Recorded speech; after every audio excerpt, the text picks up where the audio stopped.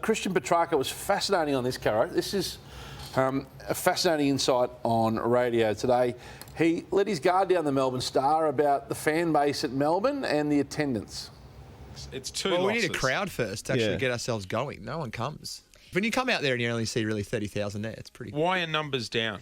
Well, it's Saturday, Arvo, Saturday night. We played 4:30 last week against Freo, and that's not a great time for a Saturday night game. Yeah. And then Saturday night 7:20 is not... It's just too cold at the moment. I don't think people want to come and... Are they still doing... I find our age demographic for our fans is still quite older. Come on, Christian, that is a really pathetic excuse, and I know you're just being strong. Do you think it's put up to that by the club to Sydney, serve it up to the fans? That game, Saturday night game, there were 15,000 Sydney fans there, according to people I know at the game. So Melbourne supporters didn't even turn up, nor did they turn up for the top of the table clash the week before, 29,000. These are terribly disappointing crowds. The Premiership rematch in round one, AFL was talking 70, 75. Gillon McLaughlin even that week couldn't even get 60. Why are the Melbourne supporters not turning up? For Christian Petracca to have to blame the weather didn't worry the Carlton-Collingwood fans the previous week. And you don't know when this side will ever, in a year or two's time, they could be down the bottom 6, 7, who knows. They were undefeated. And enjoy it. They should be enjoing it and going to every game they possibly can. European summer, Caro. 2 years without Europe. Hutchie, back to on-field. Here was Simon Goodwin discussing their issues post-game. Yeah, we're not... executing as well as we'd like ahead of the ball.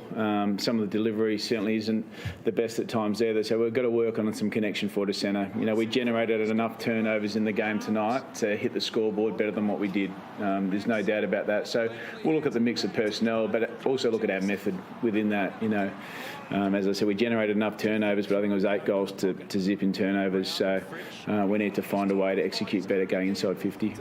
They're still my number one seed, so I'm not jumping up. They'll get Stephen May back, who will help and settle down the defence. But this is the issue that they had a number of years ago, Kane. They'd go inside 50 a lot, but it'd be a dog's breakfast. They've been a bit like that the last 2 weeks. 55 points, 61 points. I'm asking look, do you give Wiedemann a 5 or 6 week block now? No Tom McDonald. He's always in, he's always out. And then also Luke Jackson. Go Jackson and Wiedemann and give him a chance. Well, he's a better option than Mitch Brown, isn't he? Yeah. I mean, that's what they played with on the weekend. And I like Gawn, as good as he was on the weekend, and his ability to score. I like him behind the ball as well. So I feel like you lose that option if Gawn's playing forward. But personnel-wise, they're not looking as dangerous, clearly. Fabulous win by the Swans, who are building. You can see them being right in the mix this year and next in the contention. They did it without Buddy again, which continues a trend. Now, you've been a vocal voice on Buddy not being the be-all end-all of the Sydney forward line. You and Sam have argued about him not being, you say he's not a top 50 player in the comp.